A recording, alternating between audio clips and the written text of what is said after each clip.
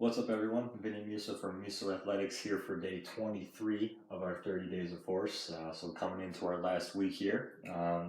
If you're just picking up the series, if you just found this video, I suggest going back, take a look at the first 20 plus videos that we've done. They should be under the playlist 30 Days of Force, but I strongly recommend starting back at the beginning, just because a lot of these videos kind of build off of one another. We talk about concepts that we'll reference later on as the series goes on. But I definitely recommend starting back at the beginning. Videos aren't too long. I think yesterday was the longest video that we did, which still topped out under 30 minutes. So again, nothing too crazy in terms of length. But what we'll talk about today, we're still on our last 10-day cycle of the 30 days. We're talking about force production and spending the first part of those 10 days still talking about strength. Okay, so we talked yesterday, a lot about strength. We're going to go into talk about some exercises today. But again, if you haven't seen yesterday's video, especially, I definitely recommend taking a look at that video, because we tackle the question of is it possible to be too strong? So definitely take a look at that along with all the other videos. But what we'll do today is. So today I just want to talk about, two of, probably, at least in my opinion, two of the, probably the best strength exercises that you can do, particularly for the lower body. A lot of athletes out there, myself included, we're all trying to, to really figure out how to get stronger in our lower body and more explosive in our lower body, just with how much, all sports out there really, require a strong lower body. So today we're going to talk about two exercises that, like I said, I think these are probably the two best exercises that you can do for lower body. So if you were, stranded down an island and, you had to pick just two exercises that you could only do for your lower body for the rest of your time there, I'm not sure why that would be a question, but, just using it as an example. These are the two exercises that we're going to talk about. So our first exercise is actually one that we've seen before in some previous videos. We did it in a more isometric way, but that is the rear foot elevated split squat. So the rear foot elevated split squat is one name. It goes also by some people refer to it as a Bulgarian split squat. But for those of you out there who don't know what that movement is, essentially you take a bench or a box, put it behind you. You put one foot up on that bench or box, other foot on the ground, and that foot that's on the ground is the leg that's working. So you're just going up and down, kind of like a single leg squat. Okay, and we'll go over some reasons why this is such a beneficial exercise. So the first one is something that we've touched about, or we've talked about and touched on earlier in the series. It's a unilateral exercise, so we're working one limb at a time, one leg at a time, and we've talked about how important that is. Your body is designed to kind of work one limb at a time. We just think about when we walk, our gait cycle is 1 foot at a time. We're not 2 foot hopping along, like rabbits. We're going one limb at a time. So just the fact that the movement that all pretty much all humans do, for the most of the time that they're alive, which is walking, is done one limb at a time. So that's one of the reasons that the rear foot elevated split squat is so good, is because it is a unilateral movement, which makes it very, very functional. And we won't go too much into detail about what functional training means. It's again a topic that can be discussed in a whole nother series. But first takeaway of why the rear foot elevated split squat is so good is because it is a unilateral exercise. So that is a very efficient way to build strength, is one limb at a time, as opposed to just doing two-legged movements all day every day, which a lot of people kind of fall into that habit. So that's our first point. Our second point is kind of comparing the rear foot elevated split squat to a regular back squat, which you see a lot of people do. And one of those that point that we're going to make is the low back does not limit what you can do with a rear foot elevated split squat. So think about, how many times you or, someone that you've been spotting or someone you've kind of seen squatting in the squat rack at a gym. When you fail, when you're going really heavy on a squat, it's usually not the legs or the quads that give up first. It's actually your low back. How many times have you seen someone kind of get to the bottom of the squat, start to come up, and then they kind of come forward this way. They really didn't lose it because their quads were too weak. It's because they just got to a position, with their body mechanics and with how much weight they had, that their low back, really was not able to hold that weight. So a lot of times the low back is a limiting factor in a back squat, which, when we're trying to build our legs, which, is obviously what a squat is built for, we don't want the low back, limiting what we can do to work our legs. So that's, one of the benefits of a rear foot elevated split squat is because it's unilateral, you're not going to be able to do as much weight as you would, with, two legs. So if my 1 rep max on a two-legged back squat is 225, I'm not going to be able to do 225 pounds on, a rear foot elevated, a single leg split squat. But what I can do is I'm going to, use a less weight than 225, but a weight that I know my low back can handle. So now we're really placing all the emphasis on our legs, and our back is not inhibiting, and limiting what we can do in terms of moving weight. Because most of the time, you're going to be able to do a rear foot elevated split squat. You're not going to need a barbell across your back. You're going to be able to do it, with a pair of heavy dumbbells. If you're more of a beginner, not too heavy, but if you're a more advanced athlete, you can definitely kind of hold, 2 heavy dumbbells down at the side as you do that movement. But again, our low back really doesn't limit what we can do with a rear foot elevated split squat. So we're really, getting the most out of our legs. The third point about the rear foot elevated split squat that I'm a big fan of is we can change the emphasis. And what we mean by emphasis is what part of the leg is doing the work. So, most of the time you kind of view, that rear foot elevated split squat is a squatting motion or a pushing motion of the lower body, which really emphasizes the quads. But the nice thing about the rear foot elevated split squat is we can also manipulate it to work more of our posterior chain. So our hamstrings and glutes get a little bit more involved. So if we want to work, the quads, which a lot of people do want to work, with the rear foot elevated split squat, we want to set up in a position with our foot that's on the ground that when we sink down into that squat, our knee, leaks over our toe a little bit. I know a lot of people, there's a lot of people that are so against, the knees ever going over the toes. They say, you have to, keep your knee over your heel, or your knee can't go, past your midfoot. There's a lot of people out there, but in reality, we get in that position a lot, especially on the athletic field or the court, or, whatever field you play on. Our knee goes over our toe a lot.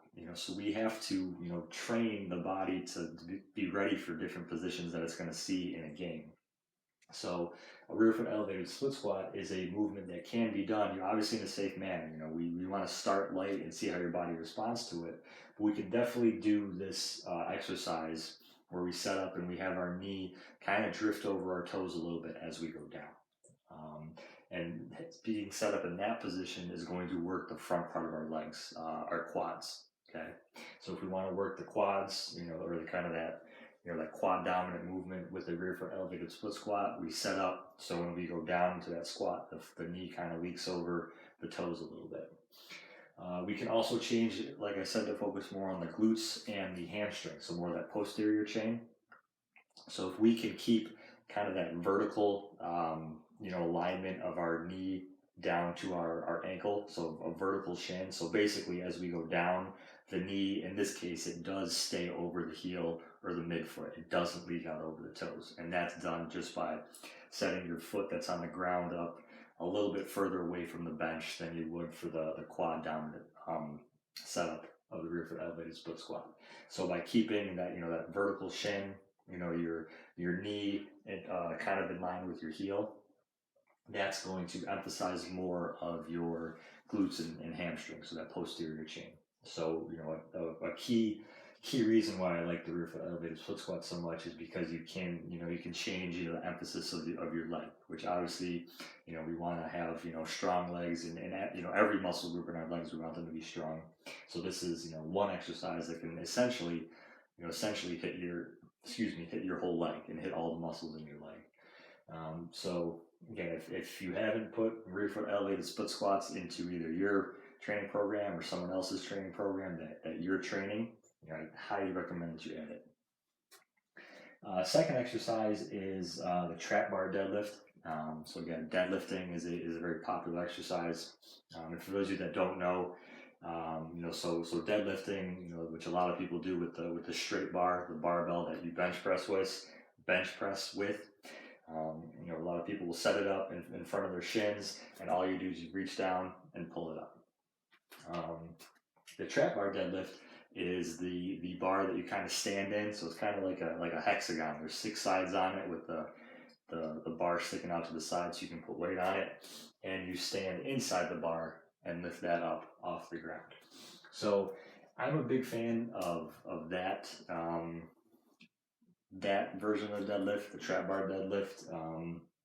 Obviously, a straight bar deadlift, nothing wrong with it. It's just a little bit more tricky with the forearm, because as opposed to where the trap bar deadlift, where you're really just lifting up, the straight bar deadlift, you have to lift up as you kind of pull back, just because that weight is in front of your body. So a little bit more chance of injury for the low back. Obviously, if you've been deadlifting with the straight bar for a while and your form is really good, stick with it. But also, I would definitely recommend adding a trap bar deadlift. So some positives about the trap bar deadlift. When comparing that to the squat, there's less load on the spine. So obviously with a back squat, the bar is on top of your spine, on your neck. So there's a lot of compression there. A lot of people are really uncomfortable with that. And just if we're kind of repeatedly doing movements where we're coming up and then landing. Some people, if they're doing kind of explosive squats, so speed squats, where they're going fast through the squat, that's a lot of weight and compression coming down on the spine when we drop with the bar on our back. So obviously with the deadlift, with the weight being on the ground and starting on the ground, we don't have that same load on the spine. Now that's definitely not me saying you don't have to worry about your spine. You still obviously have to have good technique and make sure you're lifting properly, because your back is still playing a major role in lifting that weight. We have to stabilize the core and all the muscles around the spine. But in terms of actual load on the spine, there's not as much as compared to a heavy, 2-footed barbell back squat. So one of the reasons that I like the trap bar deadlift. Another thing about the trap bar deadlift, it's a great way to build our absolute strength. So we touched on absolute strength yesterday. Basically, absolute strength is just the sheer amount of weight that you can move, which helps us to a point. And again, we talked about that in yesterday's video as well. But trap bar deadlift is a great way to work on building absolute strength in our lower body. And we can do this from different positions. It doesn't just have to be 2 feet on the ground parallel with each other, even as we pull the bar up. We can do an offset trap bar deadlift where we kind of stagger our feet a little bit, where we put maybe the left foot a little bit further in front of the right, and then we do a set with the right foot in front of the left a little bit more. We can even kind of set up to do that one unilaterally, where we set up kind of in like a rear foot elevated split squat, as opposed to where the rear foot elevated split squat, you're never resting the weights on the ground. We can set up where we're doing a trap bar deadlift in that fashion, where we start with the weight on the ground, 1 foot in the bar, 1 foot on a bench, and then we're deadlifting, with one leg from that position.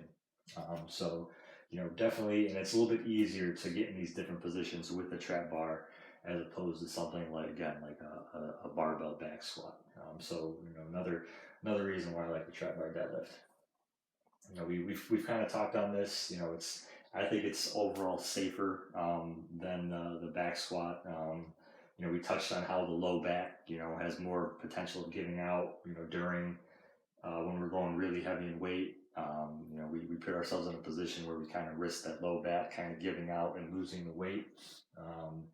And if we're squatting and we get to a point and all of a sudden we realize, oh, I can't lift the weight, and we don't have the spotter and we haven't set up the pins in the rack, then we're in trouble. If you get midway through a squat and realize you can't move the weight, it's not the safest position to be in. As opposed to a trap bar deadlift, if we're lifting a weight that we can't lift, let's say we get halfway through that deadlift, we're going really heavy, we get halfway up and we can't lift it, all you have to do is just let go of the weight and drop it. With the way that the bar is set up, it's not going to land on your feet. It's not weight coming down on your spine or your head or anything, so there's no risk of collapsing under the weight. So it's just easier and safer to bail out of a lift if you are using a weight that you're trying to push yourself and build strength, but maybe you push yourself a little too hard. It's easier to bail out of a trap bar deadlift than a back squat. So overall, in terms of that, safer than a back squat. And our last 2 points here, we can use the trap bar deadlift setup to not only just work absolute strength, but work kind of throughout the strength speed spectrum. And we'll go over this, the force velocity curve. We'll talk about this in a couple of videos. But with the trap bar deadlift, you can work absolute strength, you can work speed strength, and you can work strength speed. So that's essentially just combining strength and speed movements into one exercise. But again, we'll touch on that a little bit more. We won't go too much into detail because that's not the point of today's video. But the point that we're taking away is that the trap bar is a great way to work those aspects of our force production. Not just absolute strength, but we can start to combine speed and strength, and that's kind of when we're getting more into the concept of power, which again we'll go into more.